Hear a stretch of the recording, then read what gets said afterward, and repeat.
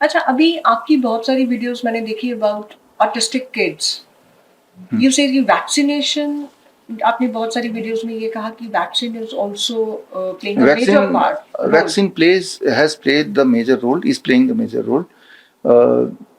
अगर इस पॉडकास्ट को ऑटिस्टिक पेरेंट बच्चों के पेरेंट्स सुन रहे हैं तो उनको पता है, उनसे पूछिए आप कभी कि पहली बार कब पता चला, कब बच्चा वो एक हिस्ट्री उनकी यही रहती है कि बच्चा के ने सारे माइलस्टोन पूरे करने लगा, 11 महीने की उम्र में वो खड़ा होकर चलने लगा, तो 2-4 वर्ड मीनिंगफुल बोलने लगा, और आई टू आई कांटेक्ट बनाने लगा, ये सारा कुछ वो बताते हैं।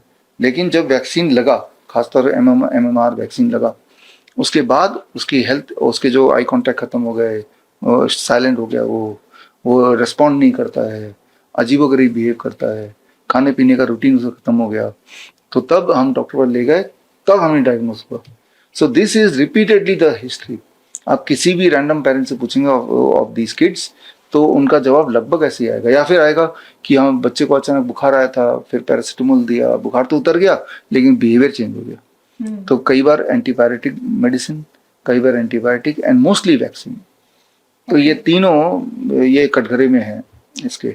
और इस जो ये बता रहा हूँ, it is not my observation only, not the parents observation, it is proven in science itself. The vaccine is containing mercury, and जब मर्करी, सारे वैक्सीन आजकल इतने ज्यादा हो गए, उनका cumulative mercury content is more than 100 times the safe limit to be given. तो फिर बच्चों को वैक्सीन लगवानी नहीं चाहिए, क्योंकि बहुत सारे वैक्सीन हैं, जैसे वो एंटीमीजल वैक्सीन है, 35 वैक्सीन है। हाँ, तो वैक्सीन नहीं लगाना चाहिए, वैक्सीन का कोई फायदा नहीं है। और जिसको लगता है फायदा है, हाउ डू यू नो फायदा है कि नहीं है? ओनली एक तरीका, आजकल मेडिकल साइंस में लिखा है फायदा है क्या? क्या मेडिकल साइंस में कोई ऐसा पेपर है जिसे साबित किया गया हो कि वैक्सीन लगाने से किसी प्रकार का फायदा है? अगर तो ऐसा एक पेपर आप दे देंगे तो मैं आपको 10 लाख रुपए दे दूंगा। मेडिकल साइंस में है ही नहीं कहीं कि वैक्सीन से क्या फायदा, कोई फायदा है कि ये प्रिवेंट करेगा, नहीं है। अगर है तो आप दे दो, 10 लाख रुपए ले जाओ, है ना? है नहीं, वो तो फार्मास्यूटिकल इंडस्ट्री बोल रही है, गवर्नमेंट बोल रही है, डॉक्टर लगा रहा है वो बोल रहा है, साइंस नहीं बोल रही। तो ये पूरा नेक्सस है जो बोल रहा है, नेक्सस है ना, सारे आपस में मिले जुले सबको बढ़ रहा है ना। साइंस बोल रही तो आप दिखा दो, कहाँ है? मैं तो बोल रहा हूँ दिखाओ, राइट? जो पेरेंट्स ने लगवाया अपने बच्चे को, डॉक्टर बोले, वो डॉक्टर पर जाके बोले कि आपने जो वैक्सीन लगाया इसका फायदा है, कहीं दिखा दो आप।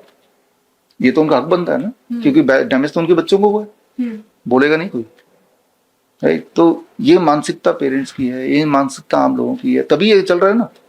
एटलीस्ट आप उनसे सवाल पूछो, नहीं मुझसे ही सवाल पूछो, आप रिसर्च करो। डर बिठा दिया गया ना कि ये एंटी वैक्सीन अगर हम नहीं लगवाएंगे तो it is not safe for a baby. जब इंसान डर जाता है तो उसको लूटना अच्छा आसान हो जाता है ना? डर बिठा दो बस, झूठा सच्चा। जैसे छोटे ना डर नहीं, तो एक छोटे बच्चे को डर बिठा देते हैं, भूत है बाहर, भूत आ जाएगा, दूध पी लो, बच्चा पीता है ना। तो डर ही होता है वो, उसका वो तो एक एब्स्ट्रैक्ट चीज है ना। अगर कोई प्रूफ दिखाए, वो बच्चा बोले मुझे प्रूफ दिखाओ भूत, तो उसी दिन डर चला जाएगा। जैसे ही वो बोलेगा पेरेंट मुझे प्रूफ दिखाओ, डर वहीं चला जाएगा, लेकिन ये पूछेगा नहीं ना वो डर, क्योंकि ये माइंडसेट है। बड़ी से बड़ी बीमारी का आसान से आसान इलाज घर बैठे ही हो सकता है। अधिक जानकारी के लिए कांटेक्ट करें nearest doctor BRC clinic @home।